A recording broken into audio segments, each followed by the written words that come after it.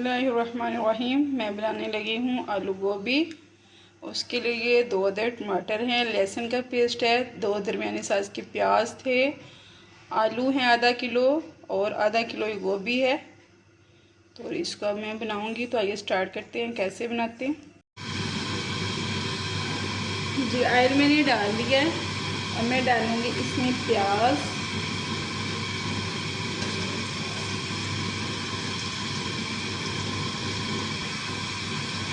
डाल दिया, फ्राई करेंगे इसको।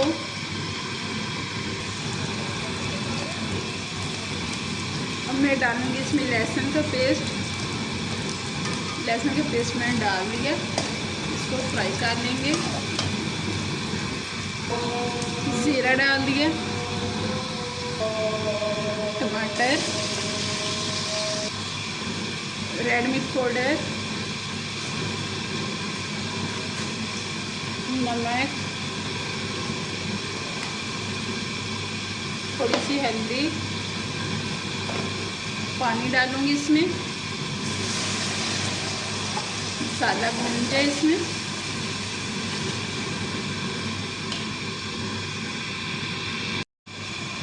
देखो मसाला हमारा भून चुका है। अब मैं डाल दूंगी इसमें आलू गोभी की सब्ज़ी, जिसको मैंने वॉश कर लिया है बहुत अच्छे तरीके से। मिक्स करेंगे।